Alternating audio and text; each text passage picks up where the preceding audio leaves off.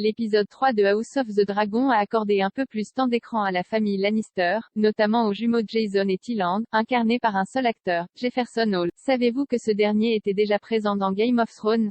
Attention, il est conseillé d'avoir vu l'épisode 3 de House of the Dragon avant de poursuivre la lecture de cet article.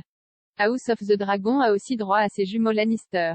Le troisième épisode du spin-off de Game of Thrones a mis en avant Ser Tyland Lannister et Lord Jason Lannister. Si le premier, aux cheveux courts, a une faible importance au sein du conseil restreint du roi, le deuxième, aux cheveux longs et à la barbe vaillante, a beaucoup plus d'assurance. En effet, Jason Lannister a le désir d'épouser Rhaenyra Targaryen, Mie Alcock, la fille du roi Viserys Ier, Paddy Considine, et NHE accent aigu si pas à la courtiser durant la partie de chasse organisée en l'honneur des Aegon. Mais Rhaenyra ne porte pas grand intérêt à Jason Lannister, ni au mariage en général, malgré la pression exercée par son père. L'interprète des deux Lannister déjà vu dans Game of Thrones. Il faut savoir que les jumeaux Lannister sont incarnés par un seul et même acteur, Jefferson Hall. Le comédien britannique a participé au reboot de Halloween mais s'est surtout illustré dans des séries dans les rôles de Thorstein dans Viking et Varg dans Wizards vs Alien.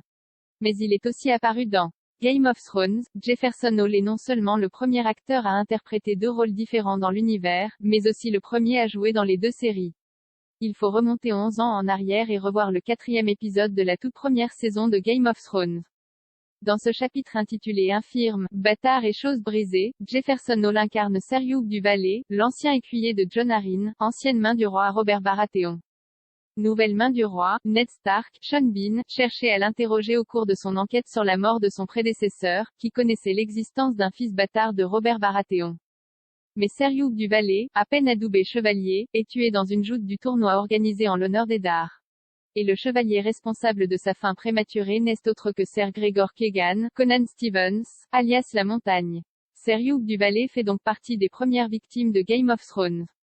Heureusement pour son interprète, il semble qu'il ait plus de chance, 2 fois plus même, de rester en vie dans House of the Dragon. Podcast, House of the Dragon, échec ou réussite?